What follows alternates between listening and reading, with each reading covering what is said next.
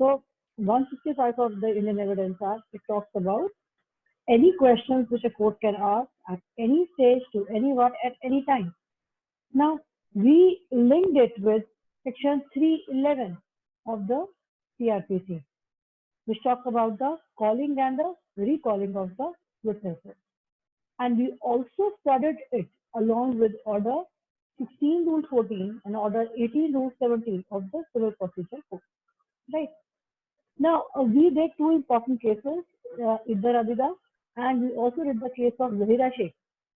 The Zahira Sheikh case was regarding the Gujarat riots case. Okay, so in this case, we did the importance of section 391. And what was that section? That section talks about that if there was an important witness, which was not tried earlier, then can this particular witness be tried at an appellate stage? अगर किसी को हमने trial के दौरान किसी को हमने trial नहीं किया है, उसका हमने बयान नहीं लिए हैं किसी विटनेस के, उस पर एग्जामिन हमने नहीं किया है, तो क्या हम उसको बाद में एप्लीकेशन लगा के कर सकते हैं? तो हमने कहा yes we can do that. And question arises कि क्या हम एपिलिएट कोर्ट में ये एप्लीकेशन लगा सकते हैं under section 386 of the criminal procedure code? तो यही हुआ था. There was a person called Zahira Sheikh. ना उसने क्या किया, उसने ट्रायल कोर्ट में अपना झूठा बयान दिया. ठीक है, सही टेस्टिमनी नहीं दी, तो इसलिए उसको दोबारा ट्राई किया गया था. दोबारा जब एपिलेट कोर्ट में अपील फाइल की गई तो पब्लिक प्रोसिक्यूटर को उसने ये कहा कि now I will speak the truth. अब मैं I will speak the truth. अब आप मेरा बयान नोट करवा लीजिए. I will be supporting it. अब जब आपसे 11 की एप्लीकेशन लगी तो हाई कोर्ट ने मना कर दिया. हाई कोर्ट ने ये कहा कि जिस इंसान ने पहले सच नहीं बोला वो अब भी सच नहीं बोलेगा. तो इसलिए आप सेक्शन 391 भी क्लब करवा के अगर एडिशनल एविडेंसेस करवाने की कोशिश कर रहे हैं तो हम अलाउ नहीं करेंगे. अलाउ नहीं किया गया. Then appeal was filed with the help of a special leave petition in the Supreme Court of India. अब वहां पर सुप्रीम कोर्ट ने कहा कि गुजरात हाई कोर्ट का ज़हीरा शेख को ना एग्जामिन करना, which was a very important witness, was not correct.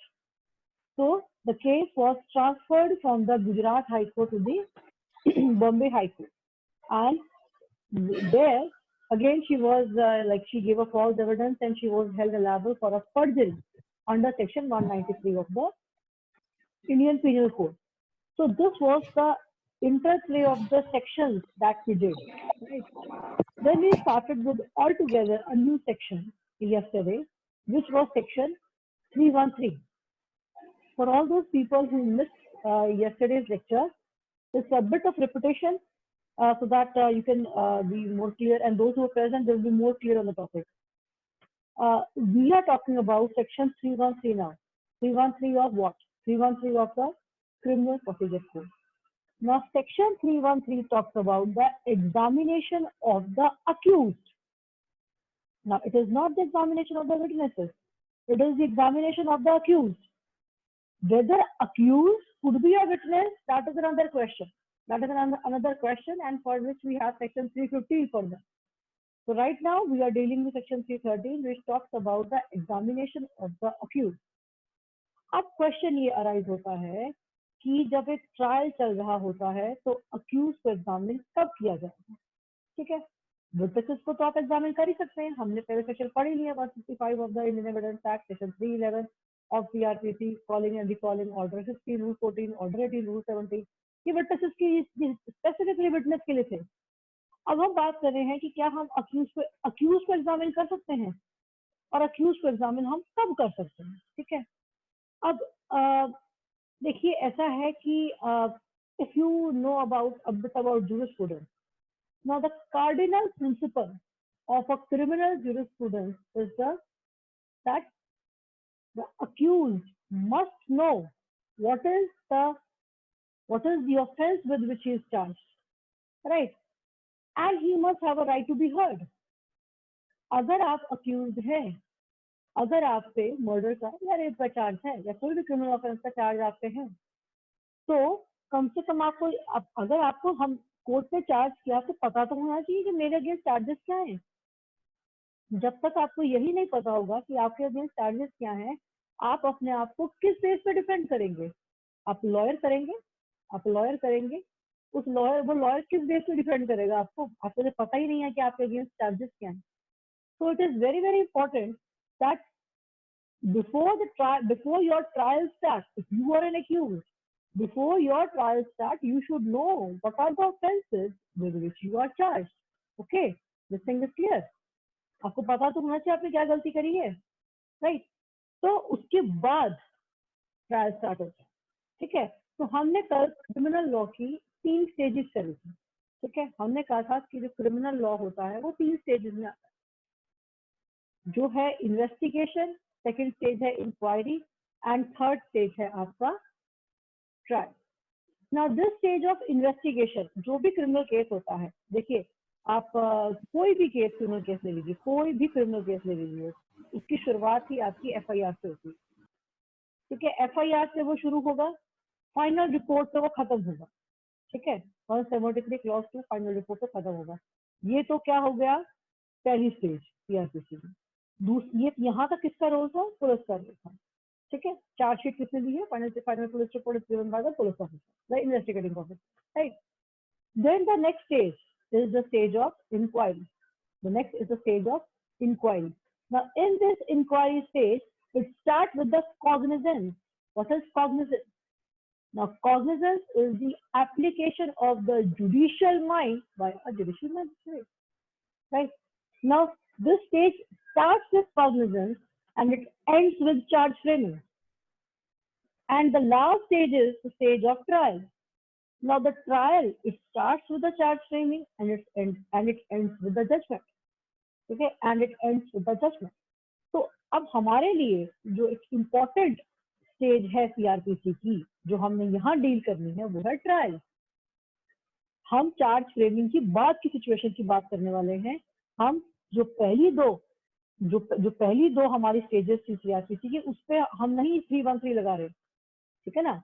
165 क्या था? 165 तो ये कह रहा था कि आप किसी भी स्टेज पे एग्जामिन कर सकते हो, किसी भी पार्टी को, किसी भी विटनेस को, यही हमने कहा था। इफ यू रिमेम्बर, जब हमने ऑर्डर 16 रूल 14 किया था, ऑर्डर 18 रूल 17 किया था, मैंने आपको ये बताया था कि एंड देन जब हमने ऑर्डर 10 रूल 1 किया था, जब ऑर्डर 10 रूल 2 किया था, उन्होंने ये कहा था कभी कभी जब अगर आपकी प्लेंट में आप डिनाइल नहीं कर रहे हैं, ये एडमिट नहीं, आप बता नहीं रहे हैं कि आपने अपनी गलती एडमिट की है, डिनाई की है, तो कोर्ट ये जानने के लिए कि आपने डिनाइल किया या एडमिट किया है, कोर्ट आपसे 165 की पावर का इस्तेमाल करके आपसे वो चीज पूछ सकती है, राइट? और ऑर्डर 10 रूल 2 क्या था? ऑर्डर 10 रूल 2 ये था कि अगर इन केस कोर्ट को पता ही नहीं लग पा रहा कि रियल कॉन्ट्रोवर्सी क्या है सिविल सूट में, तो वो पता लगाने के लिए भी कोर्ट 165 में पावर का इस्तेमाल कर सकता था। तो ये वो सिचुएशंस थी जो आपके ट्रायल से पहले की सिचुएशंस, राइट? ये वो सिचुएशंस थी जो ट्रायल के पहले की सिचुएशंस थी, राइट? जो 313 है, ये सिचुएशन कब की है? ये सिचुएशन है जब आपका ट्रायल स्टार्ट हो चुका है, चार्ज फ्रेमिंग की बाद की सिचुएशन है ये। क्या ये चीज क्लियर है? Yes, Sheetal Sharma, I think it's clear to you. Rohit, you can write me in the chat box. Yes, sir. Yes, sir. Udit, things are clear. And Udit, kindly turn your camera on. Abhishek Singh, Raja, Archit, Abhishek, Sheetal, Nishant, Ayush, things are clear. यहाँ तक clear है चीज? Repetition हो रही है ये, right? Shivan, Ajit, Aman, okay. So this was section 313 that we are dealing with. That ये situation बात की है, वो 165 की सिचुएशन थी, वो तो कह रहे थे कि उसमें जरूरी नहीं कि ट्रायल स्टार्ट होगा तभी हम 165 अप्लाई करेगा। 165 तो ऑर्डर 10 रूल 1 की सिचुएशन में भी बहुत पहले ही आ रहा था, ठीक है? 313 की हेडिंग क्या है? 313 की हेडिंग क्या है? 313 की हेडिंग है examination of the accused. So examination of the accused is taking place when the trial has started. So it means this 313 is coming at the third stage of CRPC, which is trial. I'll draw it.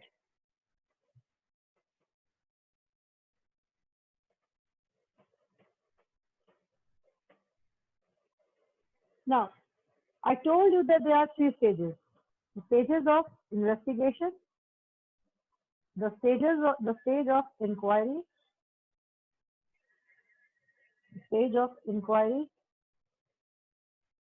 the stage of trial.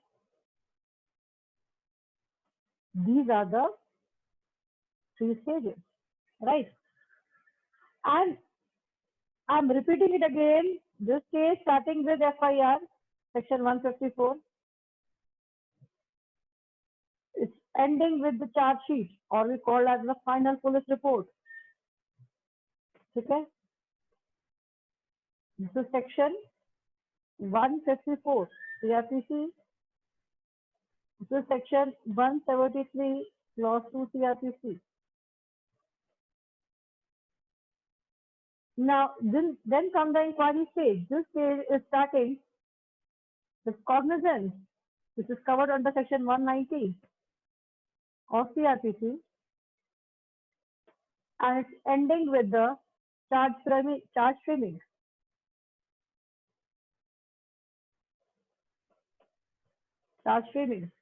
Now this stage trial, it is starting with charge framing and it's ending with judgment. It's ending with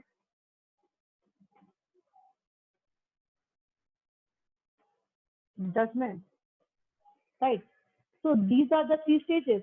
अब 165 की application तो हमने यहाँ कहीं भी कर ली थी, but ये जो 313 की सिचुएशन है, इसके लिए सिर्फ आप कह सकते हैं कि CRPC की ये स्टेज इंपॉर्टेंट है. Trial is an important. Okay, कभी भी अगर नाउ लेट्स टेक, अब एक हम स्टोरी बनाते हैं. Now let's make a story so that things become more clear. For example, you are accused. ठीक है, you are accused for murder. आप पे मर्डर का चार्ज लगा. ठीक है, अब जब आप पे मर्डर का चार्ज लगा है, ठीक है, चार्ज पहले होगा, पहले तो आपकी FIR आई होगी. सबसे पहले तो आपके अगेंस्ट FIR आई होगी और कि भाई इस पर्टिकुलर एक्यूज ने जो है मर्डर किया है, तो उस पर्टिकुलर केस के लिए IO अपॉइंट हुआ होगा, इन्वेस्टिगेटिंग ऑफिसर. उस IO ने आपकी इन्वेस्टिगेशन की होगी. ठीक है, और जब आपकी केस चल रहा होगा, तो जिन लोगों ने भी मर्डर होते हुए देखा है या जिन लोगों को भी इस बारे में जानकारी है, उन लोगों को थाने में बुलाया जाएगा और उनकी गवाही ली जाएगी, या इन्वेस्टिगेटिंग ऑफिसर खुद जाएगा और गवाही लेके आएगा. Right. At the end investigating officer होगा, एक पुलिस रिपोर्ट फाइल करेगा. ठीक है, एक फाइनल पुलिस रिपोर्ट फाइल करेगा 176 क्लॉज 2 की, जहां पर वो ये कोर्ट में ये बोल देगा कि हमने अपनी इन्वेस्टिगेशन कर दी है और हम आपके सामने, कोर्ट को ये कह रहा है, हम आपके सामने अपना ये जो है अपनी रिपोर्ट सबमिट करते हैं. ठीक है, अब मैजिस्ट्रेट एक्शन में आएगा. ठीक है, अब मैजिस्ट्रेट सबसे पहले क्या करेगा, जो भी आपने अब आपने ये पुलिस रिपोर्ट केस था, कंप्लेंट केस नहीं था, तो ट्रायल भी पुलिस रिपोर्ट की तरह ही चलेगा. ना जब ये ट्रायल चल रहा है इन दैट पर्टिकुलर केस, ये ना जब ये ट्रायल चल रहा होगा, again there will be a situation कि भाई उसको अगर the magistrate will do inquiry कि जो भी पुलिस ने किया सब ठीक किया है, मैजिस्ट्रेट उसकी इंक्वायरी करेगा, मैजिस्ट्रेट सब कुछ देखेगा. अब मैजिस्ट्रेट को समन भी भेजने होंगे ताकि अक्यूज आए और हम एक डेट फिक्स करें जिस पर ट्रायल स्टार्ट हो. ठीक है, तो मैजिस्ट्रेट ने अक्यूज को बुलाया, मैजिस्ट्रेट ने अक्यूज को समन दिए और कहा कि भाई ऐसा ऐसा तुम्हारे अगेंस्ट ये जो है चार्जेस या तुम्हारे अगेंस्ट ये इन्वेस्टिगेशन हो गई है. ठीक है ना, अक्यूज को बुलाया जाएगा, चार्जेस फ्रेम होंगे. अब चार्ज फ्रेम कौन कर रहा है? चार्ज फ्रेम हमेशा कोर्ट करती है, चार्ज शीट हमेशा पुलिस दे रही है, ठीक है। तो पुलिस ने चार्ज शीट किया है, चार्ज फ्रेम किसने कर दिया है? मैजिस्ट्रेट ने कर दिया। अब यहाँ पर इस स्टेज पे आपकी चार्ज फ्रेमिंग हो गई है ना। चार्ज फ्रेमिंग होने के बाद तो next stage is the stage of trial. Next is the stage of trial, ठीक है। अब जब ट्रायल हो रहा है, ये स्टेज स्टार्ट कहाँ से हो रही है? Trial the stage of trial starting with the charge framing. Charge framing से स्टार्ट हुई है ये स्टेज, और एंड कहाँ हो रही है? जजमेंट से। और हमने सेक्शन 313 पढ़ने के लिए हमें यही स्टेज इंपॉर्टेंट है बस, stage of trial which is starting with the charge framing and which is ending with the judgment. अब जब चार्ज फ्रेमिंग होगी तो मैजिस्ट्रेट कहेगा कि तुम्हारे अगेंस्ट ये सब चीजें, ये तुम you are accused with murder, you are accused with robbery also, सब चार्जेस लगा दिए जाएंगे, ठीक है। अब फिर एक जो है डेट निर्धारित होगी जिससे दोनों पार्टीज आएंगी, पब्लिक प्रोसिक्यूटर आएगा और जो आपका डिफेंस काउंसिल है वो आएगा, और फिर क्या शुरू होने वाला है? एक पर्टिकुलर डे पे ट्रायल स्टार्ट होने वाला है, ठीक है। जब ट्रायल स्टार्ट होगा तो ट्रायल में केस कौन ओपन करता है? देखो, ट्रायल में जब भी ट्रायल स्टार्ट होता है, केस ओपन हमेशा पब्लिक प्रोसिक्यूटर ही करता है, okay. All those people who missed yesterday's lecture, things would be clear now. तो जो भी आपका केस स्टार्ट करता है वो पब्लिक प्रोसिक्यूटर ही स्टार्ट करता है, क्योंकि प्राइमरी बर्डन ऑफ प्रूफ हमेशा प्रोसिक्यूशन पे होता है। अगर आप section 101 of Indian evidence act देखेंगे तो primary burden of proof is always on the public prosecutor, the prosecution. He is the one who is responsible for introducing the case in the court. He is the one who is responsible for closing the case in the court. मतलब आखिरी argument भी public prosecutor का ही हो, ठीक है। तो सबसे पहले who is having the primary burden? You can note down in your like rough में नोट डाउन कर लो कि जो आपका सेक्शन 101 है इंडियन एविडेंस एक्ट का, वो कहता है प्राइमरी बर्डन ऑफ प्रूफ। सबसे पहले who is having the responsibility? The prime responsibility is on the prosecution, so the primary burden is on the public prosecutor. Once the public prosecutor has eased his burden, मतलब एक बार public prosecutor ने जब start किया case, जब उसने अपना ये burden ease कर दिया है तो ये बर्डन किस पे शिफ्ट हो गया है? The burden is shifting on defence as per section 102। 102 में 102 talk about the shifting of burden of proof. Section 101 is talking about the primary burden of proof. Section 102 is talking about the shifting of burden of proof. Now, when the primary burden by the prosecution has been eased, the burden has now shifted onto the defense. ठीक है ना? जब defence अपना burden जो है वो ease कर देगी तो दोबारा बर्डन किस पे जाएगा? प्रोसिक्यूशन पे, ठीक है ना। प्रोसिक्यूशन है एक साइड डिफेंस है, प्राइमरी बर्डन इस पे है, फिर इस पे शिफ्ट होगा। जब ये ईज कर देगा तो फिर इस पे शिफ्ट हो जाएगा, फिर इस पे शिफ्ट होगा, फिर इस पे शिफ्ट होगा, फिर इस पे शिफ्ट होगा, इस तरीके से फिर इस पे शिफ्ट होगा। ये चीज आर्गुमेंट चलते रहेंगे और फाइनल आर्गुमेंट किसका होगा? पब्लिक प्रोसिक्यूटर का। ही इज द वन जो केस को स्टार्ट करेगा, ही इज द वन जो केस को बंद करेगा, ठीक है। तो ये जो आप कह सकते हैं पिंग पोंग की गेम जो है, जस्ट लाइक योर बैडमिंटन, ठीक है ना, कि पहले किसकी पहले सर्विस है, हु इज द वन पहले सर्विस लेगा, कौन गेम स्टार्ट करेगा, कौन गेम एंड करेगा, इस तरीके से आर्गुमेंट कीप ऑन गोइंग, ठीक है ना। आर्गुमेंट पहले प्रोसिक्यूशन देगा, जब अपना बर्डन प्रोसिक्यूशन एंड कर देगा, अब अपना ईज कर देगा तो वो बर्डन जो है शिफ्ट होगा डिफेंस पे, फिर प्रोसिक्यूशन पे, फिर डिफेंस पे, फिर प्रोसिक्यूशन पे, फिर डिफेंस पे, फाइनली फिर प्रोसिक्यूशन पे, ठीक है। तो prosecution is introducing the case, prosecution is ending the case, और उसके बेसिस पे फिर जजमेंट आएगा, ठीक है। ये होता है, इस तरीके से आपका ट्रायल चलता है, ठीक है। यहाँ तक everybody is clear on this thing? I hope things are clear. Please, if anybody is having any doubt, kindly just write in the chat box. I hope things are clear. Yes, ma'am. Things are clear? And I hope you people are revising as well. Yes, Raja, things are clear? Shubham? Shubham, things are clear? Yes, ma'am. Clear है.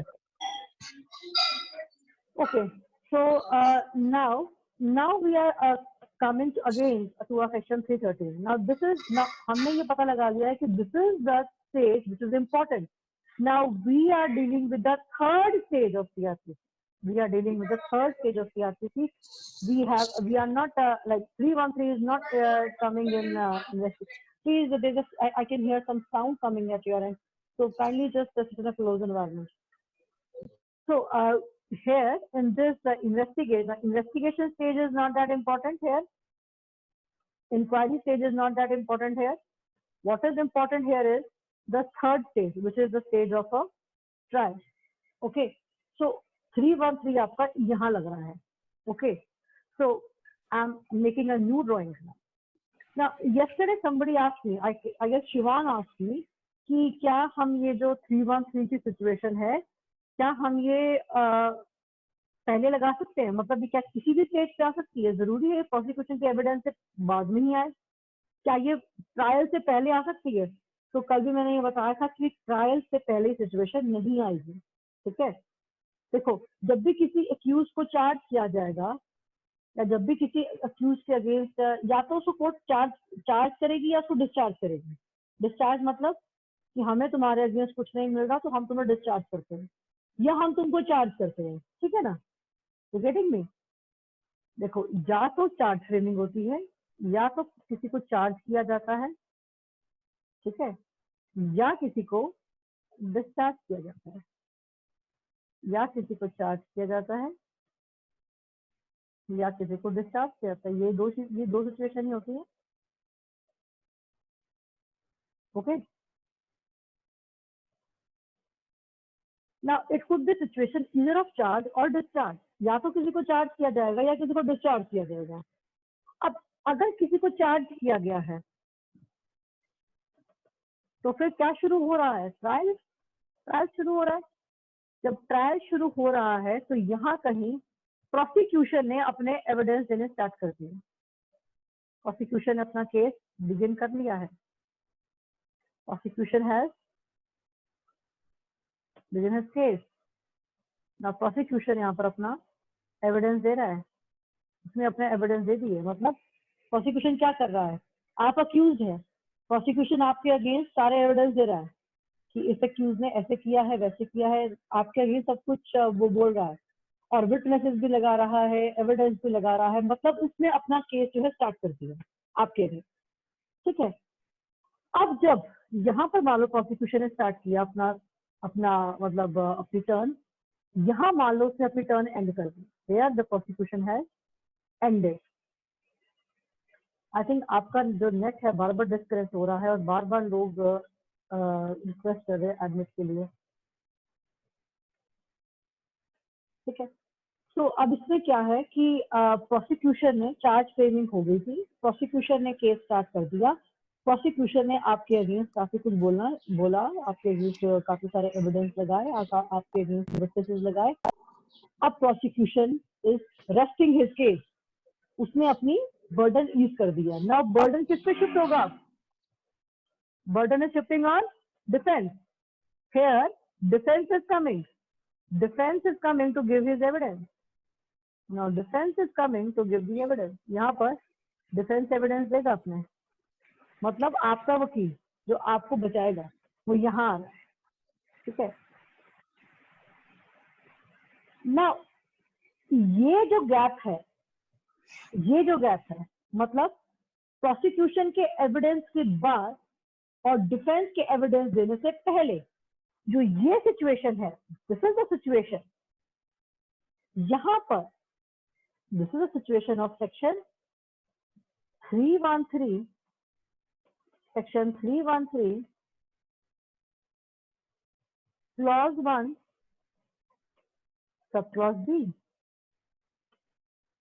Clause 1 sub clause B, the situation of shall. Situation of shall, which means कि यहां पर accused की क्या होगी, examination. शैल में क्या हो रहा है, शैल का मतलब क्या है, the court shall examine the accused.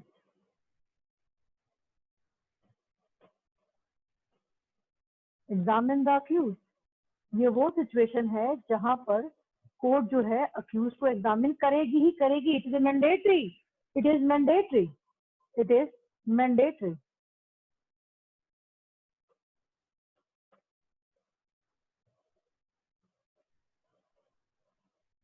It is mandatory, right. मतलब प्रोसिक्यूशन के अपने एविडेंस देने के बाद, डिफेंस के अपने एविडेंस देने से पहले, this is a situation where the court will examine the accused, and this is covered under section 313 clause 1 subclause b, which is shall. It will be a shall. Court shall examine the accused. Shall means it is mandatory for the court to examine the accused. Now question arises, can there be a examination of the accused at this particular stage? Can there be the examination of the accused at this particular stage? That is from here. That is the beginning of the prosecution evidence, and like while the prosecution is carrying on with his evidence, can there be a examination of 313 here? Yes, can there be examination? Anyone want to answer about it? Yes, ma'am. May की situation होगी यहाँ पे. Yes, yes, Ajit. It will be situation of May. यहाँ पर examination हो सकती है accused की, and this is a situation covered under section 313, section 313. Clause one sub clause A, यहाँ पर एग्जामिनेशन हो सकती है, ठीक है ना। हमने ये चीज देखी है कि ये जो भी कुछ हो रहा है, चाहे वो मे हो चाहे वो शैल हो किसके बाद रहा है, चार्ज फ्रेमिंग के बाद। मतलब this is the entire stage is the stage of trial. Trial is going on, trial is going on, trial is going on. Now when trial is going on, then this situation of 313 is happening. That is the examination of the accused. And this examination of the accused is mandatory once the prosecution has finished with his burden. And this could be a situation, the 313 situation can be there before prosecution, like during the prosecution is carrying on with his evidence. This is a situation of May. This is a situation of May. So this is section 313. तो अब हमें ये पता लग गया कि जो 313 की सिचुएशन है वो कभी भी ट्रायल से पहले नहीं आएगी। 313 की सिचुएशन ट्रायल से पहले नहीं आएगी, ट्रायल के बाद ही आएगी। Okay, this thing is clear to you? So this was, you can say, section 313. Now a question arises. Now this was your a bit about the pictorial presentation of section 313. Now let's talk about कि कैसी बातें की जाती हैं, कैसी बातें करी जाती हैं 313 में। 313 है क्या बेसिकली, ये चीज क्या है? 313 is basically a normal dialogue, a normal dialogue between the magistrate and the accused. Okay, section 313 is a normal dialogue between the magistrate and the accused, just to ask him that क्या वो कुछ कहना चाहता है, क्या वो अपनी सफाई में कुछ कहना चाहता है। कोर्ट तो सिर्फ उसको ये पूछ रही है कि तुम्हारे अगेंस्ट हमें ये सुनने को मिला है, तुम्हारे अगेंस्ट प्रोसिक्यूशन ने इन बातों को प्रूव कर दिया है, क्या तुम कुछ अपनी सफाई में कहना चाहोगे? दैट्स इट, और कुछ नहीं पूछ रहा, ठीक है। और कोर्ट वही चीजें अक्यूज से पूछ रहा है जो अक्यूज के अगेंस्ट प्रूफ हुई है। You getting me? मान लो, let's make a pictorial representation against. Situation किसकी थी? एक सिचुएशन थी आपकी शैल की और एक सिचुएशन थी मे की। यहाँ जो सिचुएशन थी ये थी आपकी शैल की, ठीक है। ये सिचुएशन जो थी आपकी, ये सिचुएशन थी आपकी मे की, ठीक है। This was prosecution evidence going on, and here the defense will going to start. The defense will going to start his evidence. So this is the situation of section 313,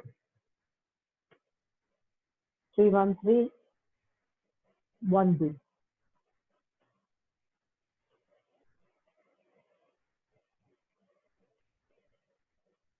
And this is the situation of section 313, 1A, right? अब क्या हुआ है कि मान लो prosecution ने 8 evidence दिए, 8 evidence दिए, ठीक है। मतलब अक्यूज ने मर्डर किया है, इसके 8 एविडेंस दिए गए हैं। कैसे? मे बी वेपन प्रोड्यूस कर दिया हो, मे बी कोई FIR में किसी की टेस्टिमनी हो, कुछ भी हो वो प्रूव कर दिया गया है, किसी का कोई आई विटनेस हो उसे प्रूव कर दिया गया है, ठीक है ना। कई सारे फैक्ट से उनमें से कुछ रेलिवेंट प्रूव हो चुके हैं। There are so many fact, उनमें से काफी जो एविडेंस है वो रेलिवेंट प्रूव हो चुके हैं, अब आप उनको लगा रहे हैं कोर्ट में। मान लो 8 ऐसे एविडेंस हैं, 8 ऐसे एविडेंस हैं जो प्रोसिक्यूशन ने अक्यूज के अगेंस्ट जो है प्रूव कर दिए हैं, ठीक है। और 2 ऐसे एविडेंस हैं जो वो प्रूव नहीं कर पाया है। 8 उसने प्रूव कर दिए हैं अक्यूज के अगेंस्ट, और वो जो 2 हैं वो प्रूव नहीं कर पाया है। अब आप अक्यूज को बुलाएंगे एज अ कोर्ट, ठीक है। I repeat this thing, you are an accused, just take an example, I am a court, you are accused. Now जब ट्रायल चल रहा था तो पब्लिक प्रोसिक्यूटर ने क्या किया, आपके अगेंस्ट मेरे सामने 8 एविडेंस प्रूव कर दिए और 2 नहीं कर पाया, तो मैंने क्या करना, I will go to examine you, I will examine you on those 8 evidences which have proved against you. These are those things which have been proved against you. तो देखो तुम्हारे अगेंस्ट ये प्रूव हो चुका है, तुम कुछ कहना चाहोगे? जो उसके अगेंस्ट प्रूव ही नहीं हुआ वो मैं उससे क्यों पूछूं? तो ये तो वैसे कोई फायदा ही नहीं है इसका, zero. Should I ask about this thing? I will ask, तो तुम्हारे अगेंस्ट 8 चीजें प्रूव हुई हैं, तुम उसके बारे में कुछ कहना चाहोगे या नहीं कहना चाहोगे? Right, this thing is clear? This thing is clear? Yes? Yes, ma'am. Okay. Now, the next thing is that this thing, out of 8, now these 8 things have been, you're saying that आपके against ये 8 आए हैं, इसके बारे में कुछ कहिए। अब वो अक्यूज चाहे तो कुछ कहे, चाहे कुछ ना कहे, मतलब whatever the accused is saying, whatever the statement accused is making before the court, मैंने आपको बुलाया, आइए और बताइए, आइए और अपनी सफाई दीजिए, आपके अगेंस्ट ये प्रूफ हुआ है। आप चाहें तो कुछ बोलेंगे, आप चाहें तो झूठ बोलो, आप चाहें तो कुछ मत बोलो, आप चाहो तो गलत बोल दो। आपकी कोई भी जो भी आप स्टेटमेंट दे रहे हैं, मेरा डिसीजन उस स्टेटमेंट पे बेस नहीं है, बिकॉज मेरा डिसीजन बेस होगा रिलेवेंट फैक्ट्स पे as provided under section 165, those relevant facts which are being proved by both the parties to the case. ठीक है? So my judgment will be based upon those relevant facts. Your statement is not the deciding factor for me to give my judgment. I can take your statement into consideration. I can take your statement into consideration, but I can't base my judgment on that. Whatever statement you are making now before me is not the deciding factor, is not a very important thing to decide the case. But the statement which you are making now could be very important and a very important evidence in some another trial or inquiry against you, but not this inquiry in fact. But could be very important in some another inquiry or trial, but not this. Is this thing clear? Ma'am Yes, yes अजीब. Ma'am आपने बोला वो court में झूठ भी बोल सकता है, कुछ भी गलत भी बोल सकता है 313 में 313 में, तो फिर कोर्ट उसे 313 में 193 IPC में लाइबल नहीं कर सकती है? वो तब करेंगे ना जब वो एज अ विटनेस आता. विटनेस को आप करते हैं ना पर्जरी के लाइबल. अक्यूज क्यों अपने अगेंस्ट बोले? सच अक्यूज से बोले मैंने मर्डर किया है. अगर आप बोलेंगे अक्यूज को आप कबूलो, हाँ कहेगा हाँ मैंने मर्डर किया. It is against his right of self incrimination under article 20 clause 3 of the constitution of India. Okay. He is not a witness. He is a party. He's a party. He's an accused. Why should he speak truth? His lawyer is there to defend him. He could be the one who, he might have done a murder. But if there is no evidence against him, he could be released on benefit of doubt. If there is no evidence against him, he would be released. He is not a witness. He's an accused. It's the examination of the accused is going on. But yes, if this person is coming as a witness, accused getting examined himself as a witness under section 315, then things would be different. We are not coming to 315 right now. Okay, this is an accused person here. It is the accused who is getting examined. He need not speak truth. He need not speak truth. There is a lawyer for him. एक lawyer है जिसको defend कर रहा है. ठीक है ना? Lawyer है, सबूत पेश करेगा. अगर वो कहता है कि मैंने मर्डर किया, अक्यूज कह रहा है मैंने मर्डर किया, बट कोई सबूत उसके सामने नहीं आए हैं, तो he would be release on the benefit of doubt. तो ही नीड नॉट. अगर इन केस वो झूठ बोलता है, अगर इन केस वो फॉल्स आंसर देता है, उसे कोई पनिशमेंट नहीं मिलेगी. उसे कोई पनिशमेंट नहीं मिलेगी. ओके, ठीक है. This thing is clear. This thing is clear to everyone. Yes Ayush. Yes, ma'am. Ayush, I have repeated the entire thing. I have repeated the entire thing. And please don't miss your evidence class, because your topic of drafting and pleading, or subject of drafting and pleading, is not that as, I won't say it's not important, but it's not that important as compared to your evidence class. Okay. Ma'am, I know that, but ma'am उस time पे था ही ऐसा time कि बीच class में आकर के announcement हुई है, बच्चे अटेंड तो कर ही रहे हैं उस क्लास को. कोई बात नहीं, आप उसको छोड़ सकते हो. आप एविडेंस मत छोड़ना. ठीक है. Okay. This is very important, because thing was that we were to start with the 313, so it is a repetition.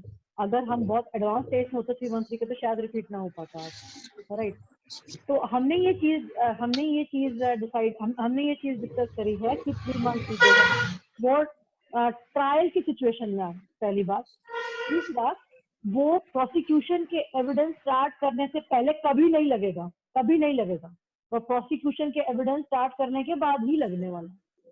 ठीक है. फिर हमने ये बात की कि प्रोसिक्यूशन के एविडेंस क्लोज करने के बाद और डिफेंस के एविडेंस स्टार्ट करने से पहले बीच की सिचुएशन होगी, वहां शैल है, वहां मैंडेटरी है, वहां सेक्शन 313 क्लॉज 1 क्लॉज बी है, जहां कोर्ट को अक्यूज को एग्जामिन करना ही होगा as per the principle of natural justice to hear the accused that this is what the prosecution has proved against you. What would you like to say on this particular, like what would you like to say in this regard? आप अपने सफाई में क्या कहना चाहोगे? ठीक है. This is a situation of shall. अगर ये सिचुएशन पहले कभी आ सकती है, प्रश्न ये है, तो वो पहले तब होगा जब प्रोसिक्यूशन का एविडेंस चल रहा होगा. उस वक्त सिचुएशन मे की है, मे की 313 क्लॉज 1 क्लॉज ए की सिचुएशन है. ठीक है. Right. So this is your section 313. अब जब भी अक्यूज को एग्जामिन किया जा रहा है, अक्यूज कैन स्पीक और he can give a wrong answer, or he may not speak the truth, or he may give a false answer. He would not be liable for any punishment, because whatever statement he is giving, that statement, the decision is not based on that statement. He would not be liable for any punishment. These statements could be a very important factor in some another inquiry or trial against him, but not in this inquiry and trial. Okay. The next thing is that when the court will going to examine such person, when the court will going to examine such person, जब को इसकी examination हो रही होगी उसकी यहाँ पर या यहाँ पर कोई भी एज अ केस में भी, नो ओथ ओथ नहीं लेंगे आप उससे, ओथ क्यों नहीं लेंगे आप उससे, ओथ क्यों नहीं लेंगे? Yes anybody can answer this, हम ओथ क्यों नहीं ले रहे हैं? मैम क्योंकि वो एक टाइप से कन्फेशन हो जाएगा कि जो मैं अभी अपनी ओथ लेकर के बता रहा हूँ वो मेरे अगेंस्ट आप यूज कर सकते ऑथेंटिक है। Yes yes yes, you can use it against me. तो इट मींस ये भी है, ये बात भी है, और आपका आर्टिकल 20 क्लॉज से तो वायलेट हो रहा है, ठीक है ना? तो आप ओथ नहीं लें, ठीक है, ओथ नहीं लेंगे। अब जो भी एग्जामिनेशन हो रही है, जो भी पब्लिक प्रोसिक्यूटर, जो भी मतलब कोर्ट जो है एग्जामिन कर रहा है तो जो भी क्वेश्चन तैयार होंगे, वो क्वेश्चन कौन तैयार करेगा कि क्या पूछना है क्यूज से? Who will going to prepare the questions that कि पूछना क्या है क्यूज से? The questions would be prepared by the court. Court decide करेगा कि मुझे क्या क्वेश्चन पुट करना है, और कोर्ट चाहे may, again the word may, court चाहे तो मदद ले सकता है प्रोसिक्यूशन की और डिफेंस काउंसिल की क्वेश्चन तैयार करने में, जो उन्होंने जो कोर्ट अक्यूज से पूछ रहे हैं। तो कोर्ट अपने आप अपने मन से पूछ सकता है, या फिर कोर्ट जो है दोनों पार्टी से पूछे कि भाई आप बताइए कि हम इसे क्या क्वेश्चन, ठीक है, right? This thing is clear. Now one more thing, see in this section 313, it is very very important to note that the stage is coming after your charge framing and not before.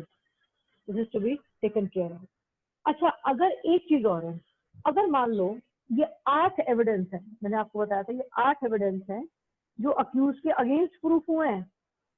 Tick mark किस लिए है? Tick mark मतलब prosecution ने evidence prove कर दिया है, पर accused से तो वो अगेंस्ट नहीं है। These 8 evidences are being proved against the accused. अब क्वेश्चन किससे फ्रेम होंगे? क्वेश्चंस किससे फ्रेम होंगे? क्वेश्चंस इन्हीं 8 पे फ्रेम होंगे, ठीक है? There are the 1, 2, 3, 4, 5, 6, 7, 8. There are 8 evidences that proved against him. 8 evidence हैं जो अक्यूज के अगेंस्ट प्रूव हुए हैं। तो इसका मतलब ये है कि कोर्ट को 8 क्वेश्चन तैयार करने हैं। इसका मतलब ये कोर्ट को 8 क्वेश्चन तैयार करने हैं। हर एविडेंस के अगेंस्ट एक क्वेश्चन तैयार होगा, हर एविडेंस के अगेंस्ट एक क्वेश्चन तैयार होगा जिससे अक्यूज की एग्जामिनेशन हो। क्लियर है? क्लियर है? Anyone having any doubt? Yes. Now here we are dealing with the case of Naval Kishore. हम नवल किशोर का केस डिस्कस कर रहे हैं। I will make you write each and everything, don't worry. तो ये जो केस मैंने बताया ना कि जितने एविडेंस होते हैं उतने ही क्वेश्चन प्रिपेयर किए जाते हैं, हर एविडेंस पे एक क्वेश्चन तैयार किया जाता है। ऐसा नहीं है कि 8 एविडेंस प्रूव हुए हैं और कोर्ट ने एक ही क्वेश्चन पुट कर लिया जिसमें सारे 8 एविडेंस आ गए। नहीं, हर एविडेंस पे एक क्वेश्चन तैयार किया जाता है। क्या तुमने ये किया है? क्या तुमने ऐसे मारा? क्या तुमने ये छुपाया था यहाँ पर? राइट? ये चीज क्लियर है? Yes Nishant? Yes, Nishant. Thing is clear? Archit? Yes, ma'am. Archit? Raja? Yes, Shubham? Yes, Abhishek? ma'am. Please switch on your camera. Yes, ma'am. Switch on your camera. Right. So, इसमें अब हमने ये हमें पता लगाया कि if in case there are 8 evidence, then all those for each and every evidence एक question तैयार होगा। ठीक है, ये नवल किशोर का केस, ठीक है। So this was your section 3.3, ठीक है। अभी इसके अंदर हमें बहुत सारे केसेस करने हैं। तो कल मैंने आपको ड्रॉ करवाया था एक चार्ट जिसमें मैंने लिखवाया था कि what are the essentials, right? So let's there's a question from Udit. Okay, he is asking, Udit is asking, क्या कोर्ट ऐसे क्वेश्चंस पुट करेगा कि जिनका आंसर यस या नो में देना है? सी उधर क्वेश्चन का फॉर्मेट कुछ भी हो सकता है। ये कोर्ट डिसाइड कर रही है। हम ये नहीं कह सकते कि क्वेश्चनियर नहीं तैयार हो रहा। It could be in any form. जरूरी नहीं है कि भाई आपको यस और नो में देना है। आप चाहो तो चुप रहो। आपसे कोई पूछे, if you are an accused, I am asking you, क्या तुमने मर्डर किया है? आप क्या कह सकते हो? हाँ मैंने किया है। आपने कहा हाँ मैंने किया है, या बोलो नहीं मैंने नहीं किया, मेरे अगेंस्ट सब कुछ झूठा प्लॉट किया जा रहा है, मैंने कुछ भी नहीं किया, समथिंग लाइक दैट आप बोल रहे हो। या आप बोल रहे हो कि मैंने नहीं किया, किसी और ने किया। It is any, it could be in any form. तो there is not any fixed format कि कैसे क्वेश्चन में कैसे आंसर देना। It could be in any way, ठीक है ना। बट ये बस ये ध्यान रहे कि हर एविडेंस पे एक क्वेश्चन फॉर्म होना। और like we will be dealing with the case of Shibu Soren. Shibu Soren बड़े आराम से कोर्ट पे बैठा हुआ था, like he was sitting in a court and he was not saying anything, he was quiet, क्योंकि उनके लॉयर ने ये कहा था कि तुम कुछ मत बोलो, तुम चुप रहो, तुम कुछ मत बोलो, you need not say anything. That's fine. The court was asking and he was quiet. So you can do that also. It is just a formality. It's just a formality. It's just कि भाई हाँ एक natural justice का principal है कि आप examination करवा दीजिए, ताकि कल को वो ये ना बोले कि मेरे को ढंग से मेरी सुनवाई नहीं हुई या मेरे को ढंग से सुना नहीं। Right now I am putting a question to you people that कि अगर if in case कोर्ट जो है ये शैल वाली सिचुएशन में एग्जामिन ना करे अक्यूज को, तो क्या हो? तब क्या हो? क्या सारा ट्रायल खराब हो जाएगा? सब कुछ जीरो हो जाएगा? तो हम ये कह रहे हैं कि 3-1 डायलॉग ही है between a magistrate and a court. Imagine court ने शायद की सिचुएशन में भी एग्जामिन नहीं किया, तब क्या होगा? क्या सारा ट्रायल विशिएट हो जाएगा? क्या सारे एविडेंसेस, सभी गवाहियां सब zero? No, it is the curable irregularity. It is the, if the court missed the situation, it is the case of a curable irregularity. What is curable irregularity? Please open your Bail Act section 465 of CRPC.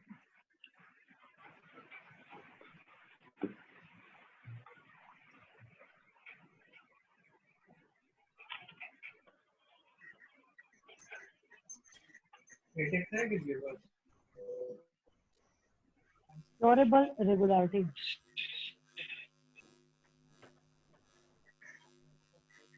Finding or sentence when reversible by the reason of error हुआ है court से, omission or irregularity, subject to the provisions herein before contain no finding, sentence or order passed by a court of competent jurisdiction shall be reversed. मतलब अगर court ने कोई findings करी हैं, कोई सेंटेंस पास करी है या कोई भी पनिशमेंट दी है, वो रिवर्स नहीं करी जाएगी जस्ट बिकॉज कोर्ट ने कुछ मिस कर दिया था, ठीक है। Shall be reverse or altered by a court of appeal, confirmation or revision on account of any error, omission or irregularity in complaint, summon, warrant, proclamation, order, judgment or other proceedings. Now this trial is coming in other proceedings. Okay. It is not a situation of complaint, not a situation of summon, not a situation of warrant, not a situation of proclamation, not a situation of order, not a situation of judgment. It is a situation, it could be in a situation of other proceedings before or during trial. अब trial के दौरान irregularity हो गई है ना court से, तो उसने शैल की सिचुएशन में एग्जामिन नहीं किया, तो उसमें it is a curable irregularity unless in the opinion of the court that a failure of justice has in fact been occasioned.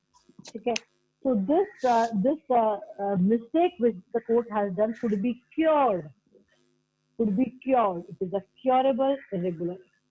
ठीक है, पूरा ट्रायल जीरो नहीं होगा, पूरा ट्रायल जो है विशेष नहीं होगा, कोर्ट ने मिस कर दिया है, it's a curable result, right? So let's open section 313 again in the BRR. We will do the entire section and then we will be writing some important questions.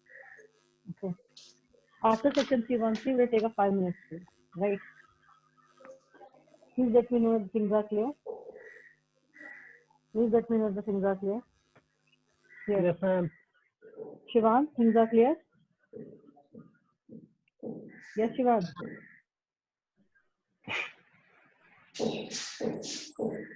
Nishant? Udit? Yes, ma'am. Okay. Archit? Raja? Yes, ma'am. Okay. Let's read section 313. Power to examine the accused. Now it is, read the heading, power to examine the accused. It is not talking about the witnesses, it is talking about the accused. Right? Now, in every inquiry or trial, for the purpose of enabling the accused personally to explain any circumstances appearing in evidence against him, the court, point A, may at any stage without previously warning the accused put such questions to him as the court considers necessary. Okay.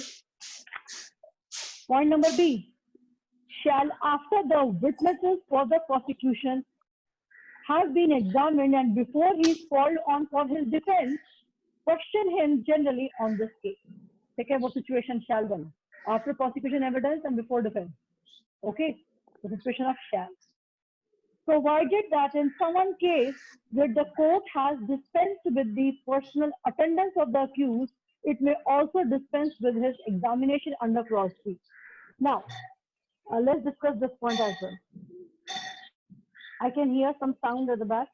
Kindly just check the sound at your end, please.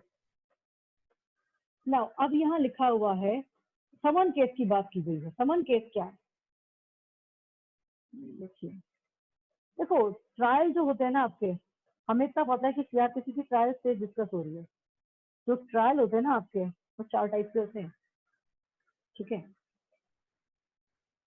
एक तो होता है आपका warrant trial. एक तो होते हैं आपके वारंट ट्रायल.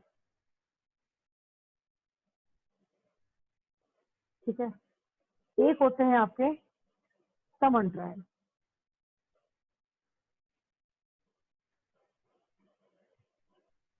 समन ट्रायल.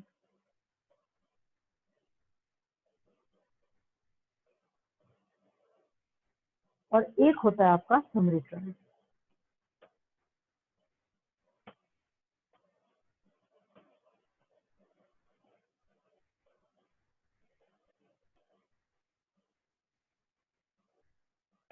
जो वारंट ट्रायल होते हैं आपके, वो 2 तरीके से होते हैं. ठीक है. वारंट ट्रायल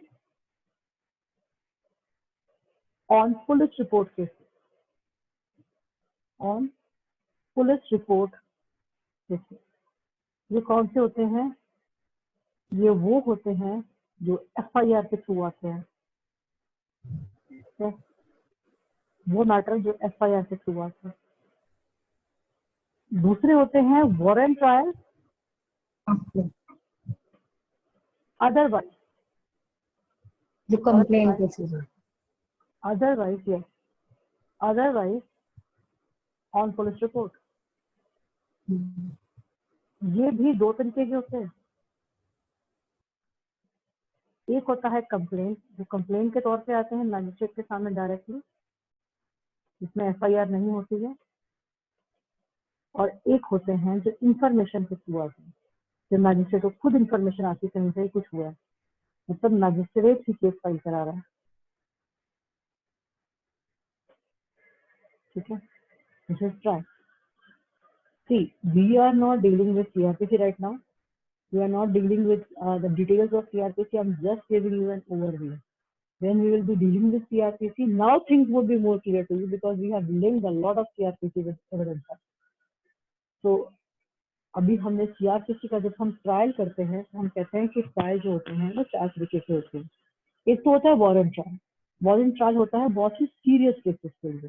ठीक है, अभी आपके लिए इतना जानना ही काफी है कि वो सीरियस केसेस के लिए होता है. ठीक है, अब वो कौन से केसेस हैं, कितनी पनिशमेंट है, अभी आपको समझ जाएगी. ठीक है, वारंट ट्रायल सीरियस केसेस के लिए होते हैं और ये वारंट ट्रायल 2 तरीके से होते हैं. एक तो जो पुलिस रिपोर्ट के थ्रू आते हैं. पुलिस रिपोर्ट मतलब जिसमें FIR लॉन्च हुई होती है. ठीक है, मैक्सिमम केसेस वही होते हैं FIR वाले. तो दूसरे होते हैं, तो दूसरा वारंट ट्रायल लिखा हुआ है हमने, अदरवाइज ऑन पुलिस रिपोर्ट. ये 2 तरीके के होते हैं. एक तो होता है कंप्लेंट, जो कंप्लेंट के थ्रू आते हैं मैजिस्ट्रेट के पास डायरेक्टली, इसमें पुलिस इन्वॉल्व नहीं है. या एक होते हैं इंफॉर्मेशन के थ्रू आते हैं जिसके अंदर आगे पुलिस इन्वॉल्व नहीं है. ठीक है, दूसरा जो ट्रायल होता है वो होता है समन ट्रायल. समन क्या होते हैं?